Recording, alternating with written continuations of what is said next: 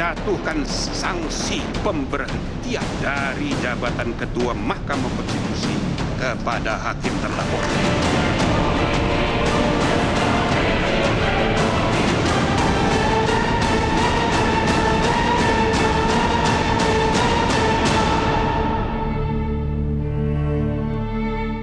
Langsung saja berikan kesempatan kepada Pak Wihadi. Pak Wihadi, para rival ini mengatakan kondisinya saat ini dalam berkontestasi pemilu 2024 tidak netral. Dan tudingan terus terang saja ketika kemudian ditanya siapa yang diuntungkan dengan kondisi ini sebenarnya. Menyebutkan bahwa pasangan Pak Prabowo Subianto dengan Mas Gibran. Pak Wihadi. Saya kira kita tidak perlu berprasangka dulu.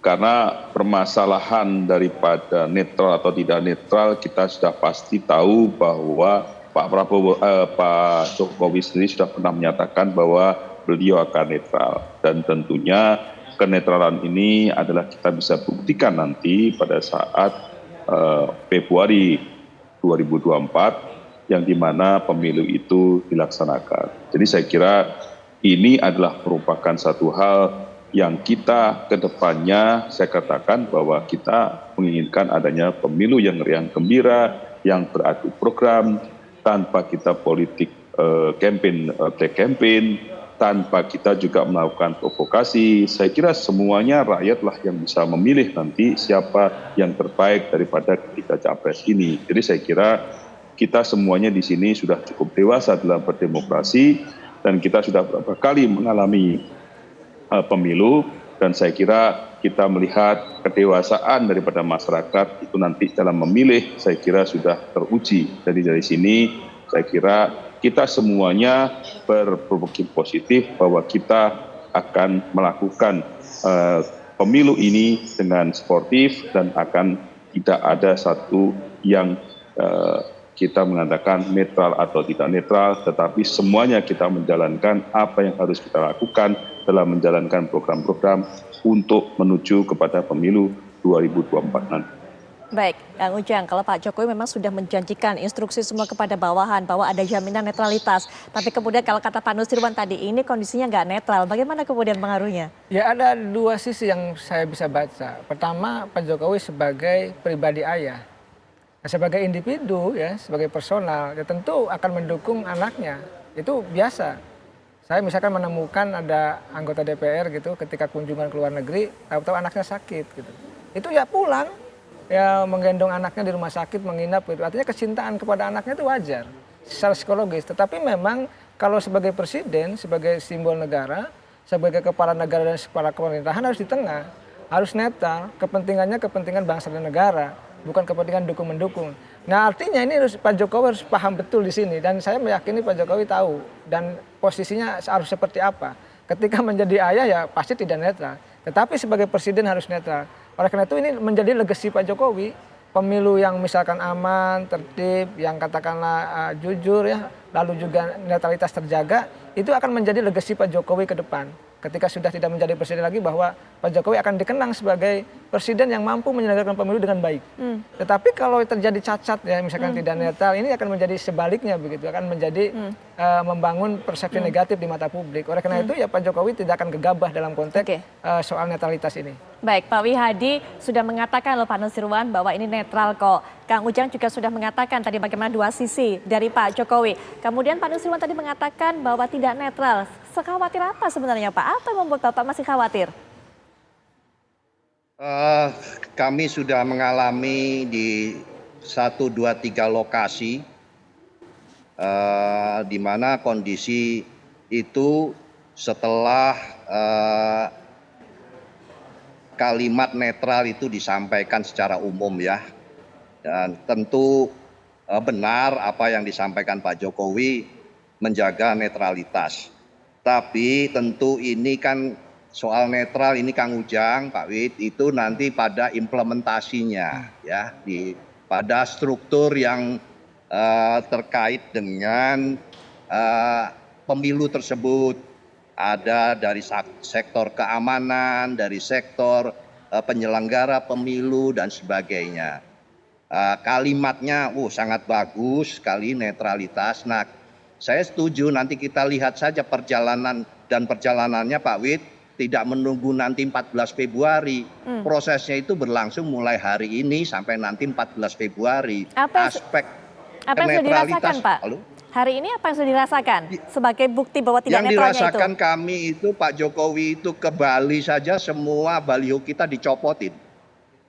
Dan meskipun sudah diklarifikasi oleh Pak Jokowi, kami mengapresiasi atas klarifikasi tersebut. Tapi itu yang tadi saya katakan, tentu ini tidak berdiri sendiri. Ada struktur sampai ke daerah, Mbak, Pak Ujang. Jadi itu tentu tinggal bagaimana melihatnya nanti di dalam prosesnya. Maka saya tegaskan, kita sudah dalam kondisi untuk mempersiapkan diri, kalimatnya bukan tidak netral langsung begitu ya Mbak. Saya tadi katakan bahwa kita sudah mempersiapkan diri dalam kondisi tidak netral. Coba ini kalimat ini jangan dibalik menjadi saya tidak mengatakan tidak netral. Tidak, kami mempersiapkan memenangkan Pak Ganjar dan Pak Mahfud dalam kondisi tidak netral. Itu kalimat saya. Soal itu ditanggapi dengan bagaimana persepsinya silahkan. Karena proses ini sudah berjalan. Demikian. Baik, ada tanggapan juga mengenai hal ini dari Pak Wihadi. Silakan Pak Wihadi. Maaf, saya tidak mendengar suaranya Pak Nusawan. Sama sekali saya tidak mendengar. Suaranya jadi kecil sekali dan saya tidak mendengar apa yang disampaikan. Baik. Mohon maaf. Ya, Pak Nuswan tadi mengatakan bahwa memang bersiap menang dalam kondisi yang tidak netral. Tapi juga bercerita bahwa dalam beberapa hari belakangan ini juga realitanya di lapangan, betul memang Pak Jokowi mengatakan akan netral. Tapi ada beberapa hal yang di lapangan ditemui malah menunjukkan hal yang sebaliknya. Begitu Pak Wihadi? Saya tidak melihat hal itu terjadi di lapangan ya saat ini. Karena ini kan belum dimulai. Artinya rangkaian daripada pemilu ini belum dimulai. Dan kita sudah melihat, kalau saya melihat semua daripada KPU maupun Bawaslu itu sudah menjalankan apa yang merupakan pedoman mereka dalam PKPU dan kemudian juga dalam keputusan Bawaslu apa yang harus disampaikan. Jadi saya kira hal yang seperti ini tidak ada dalam hal kita melihat ada suatu riak-riak tentunya. Kalau pada saat ini kalau kita kembali kepada pemilu 2019 misalnya, dalam kurun waktu yang 3 bulan sebelum pemilu, itu yang namanya laporan kepada pihak keamanan, pihak kepolisian, itu saling berganti. Nah ini kan tidak ada. Artinya kan di sini tenang-tenang saja, dalam hal ini kita riang gembira. Jadi saya kira ini suatu prediksi yang mungkin tidak, kita tidak perlu juga melupakan suatu hal yang apa yang terjadi di lapangan. Karena kebetulan saya sendiri juga mengalami di lapangan tidak ada masalah. Karena saya sendiri sebagai caleg juga tidak tidak mendengar apapun mengenai masalah gesekan-gesekan itu. Yang ada adalah bagaimana kita mengadu program, bagaimana kita nantinya ada calon presiden kita ke depan itu. Jadi saya kira hal-hal seperti ini kita tidak perlu lagi bermain dalam suatu play victim, tetapi kita bermain bahwa program ke depan ini seperti apa yang ditawarkan oleh calon presiden kita. Nah inilah nanti yang rakyat akan memilih.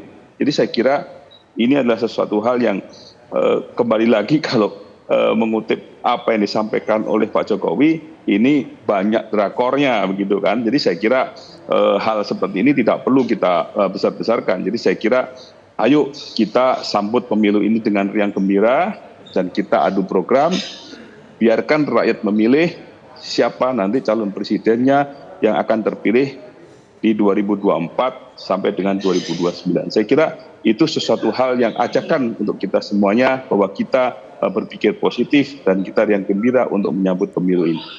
Baik, penutup mungkin juga dari Kang Ujang, apalagi melihat tadi, Pak Nuswan.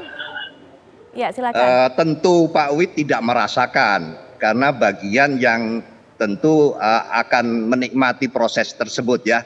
Jadi saya yakin beliau tidak merasakan tersebut, itu betul. Dan sebenarnya yang bagian drakor itu ya bukan kami, malah justru kita yang bagian di drakor ini. Jadi kita menikmati proses ini saja dan ini kelembagaan sudah maksudnya baik dari MK, kemudian keputusannya apa saja dan sebagainya, itu kan tentu kita bisa menilai ya, kita bisa menilai. Sekali lagi nanti penilaian itu pada rakyat lah. Jadi sinetronnya itu sebetulnya berasal dari sebelah mana ya. Tentu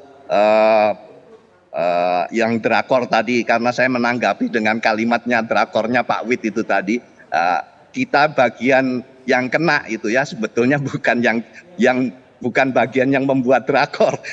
Demikian, terima kasih. Baik, singkat penutup juga terakhir Pak Wid, bagaimana kemudian Pak Wihadi menanggapi yang dikatakan oleh Pak Nusirwan?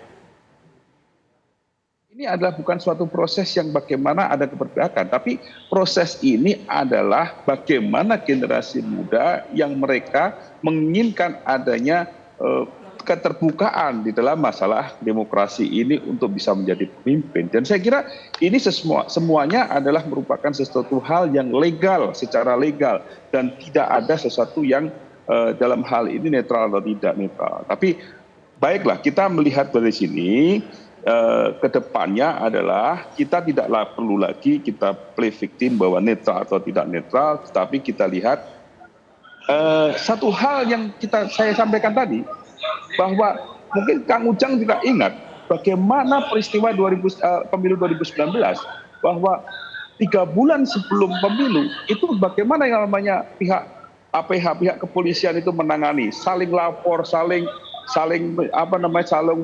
memberikan provokasi, lapor sini lapor sana. Itu suasananya ada suasana yang tidak netral gitu pada saat itu. Jadi saya kira ini sesuatu hal yang tidak perlu kita lagi play victim di sini, tetapi kita jalankan program-program kita ke depannya. Baik ya. Pak, ya Pak Wihadi terima kasih, Pak Nusirwan terima kasih, waktu juga yang membatasi perbincangan kita. Kang Ujang terima kasih, tapi masih bersama saya Kang Ujang, nanti kita akan bahas lagi di segmen terakhir bersama kita juga. Ya, makasih Pak Wihadi, Pak Nusirwan. Dan pemirsa kami akan segera kembali saat lagi dengan rangkaian kabar-kabar menarik lainnya. Tetaplah bersama kami di Apa Kabar Indonesia Malam.